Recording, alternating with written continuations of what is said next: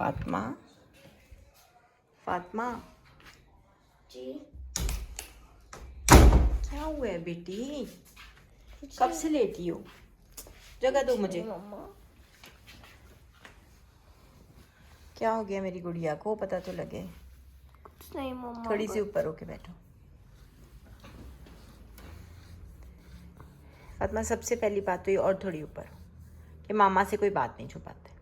उदास आप कमरे में लेटी हैं जब से पेपर करके आई हैं, और आप ये समझ रही हैं मामा को पता नहीं लगेगा कि आप क्यों उदास हैं। आंखें आप अपनी देखें, लाल आपकी आंखें हो रही हैं, आप रो रही हैं। क्या बात हुई है?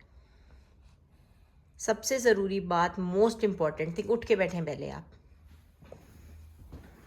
मोस्ट इम्पॉर्टेंट थिंग जो कि आपने नहीं कभी भूलनी, वो ये कि अपनी मामा से कुछ भी नहीं छुपाना। छोटी बात हो, बड़ी बात हो, सबसे पहले आपकी मामा तो आपको कुछ भी नहीं कहती। मैं आपकी फ्रेंड नहीं हूँ? तो फिर क्या ऐसी बात है जो आप बता नहीं रही? आप रो रही हैं ना? इधर देखें। किस बात पे? चलें जल्दी से बात शेयर करें। किसी ने कुछ कहा है? फारिया से लड़ाई हुई है? किसी टीचर ने डांट दी है? किसी कंपटीशन में सेलेक्ट नहीं हुई? तबीयत ख़राब है ज़्यादा? मुझे पता है आपके गले में दर्द है, ठीक हो जाएगा। मौसम चेंज होता है, बच्चे बीमार पड़ते हैं। चलें बताएं क्या बात है। हाथ पकड़ाएं पहले मुझे। हाँ बताएं क्या हुआ है।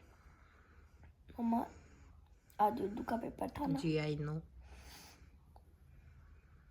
मम्मा, पहले ना उन्होंने दिया 15 मिनट्स के लिए ऑब्जेक्टिव।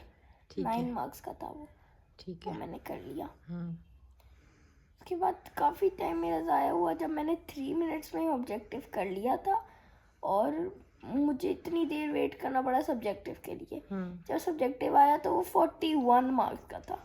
ठीक है। 50 मार्क्स का पेपर था, 9 नंबर का। जी। ठीक है, सबसे पहले मैंने करना शुरू कर दी वो तशरीह, जो कि पहला सवाल ठीक था। है, मैंने लंबी चौड़ी तशरीह लिखी क्योंकि टीचर ने हमें कहा था कि 1.5 पेज की होनी चाहिए। ठीक है। मैंने तशरीह लिखनी शुरू की। तशरीह बुरी हुई? नहीं नहीं, तशरीह नहीं बुरी हुई। उसके बाद एक और पैराग्राफ की तशरीह थी, वो भी मैंने की। उसके अंदर फिर उसके मुश्किल अल्फाज के मायने भी जल्दी जल्दी जल्दी करके लिखे।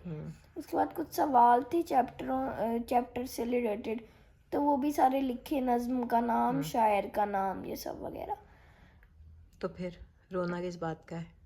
मरकजी ख्याल लिखा, फिर खुलासा लिखा, फिर तफहीम की, फिर वो जो होती है।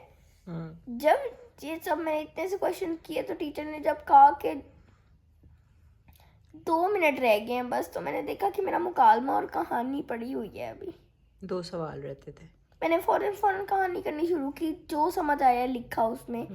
आती थी आपको? हाँ जी, लिख दी। लेकिन मिस ने मेरा मुकालमा भी मैंने शुरू ही किया था कि मिस ने मेरा पेपर ले लिया। क्योंकि टाइम ख़त्म हो गया था। कितने नंबर का था? मम्मा 5। 5 नंबर का मुकालमा रह गया, तो आप इतना रो रही हैं? तो मम्मा 5 नंबर का मुकालमा रह गया तो 5 नंबर तो मुफ्त के कट गए। समझो 45 नंबर पीछे रह गए 50 में से। उसके बाद फिर मेरी स्पेलिंग मिस्टेक्स अगर होंगी उसके नंबर, चलो कट गए। और अगर आप मेरी एक बात सुनो। ज़िंदगी में बड़ा बड़ा कुछ होता है, और उर्दू के पेपर में तो होता ही ये है कि टाइम मैनेजमेंट बच्चों को नहीं आती। उसके लिए इतना रोने धोने की मेरी गुड़िया को बिल्कुल ज़रूरत नहीं है।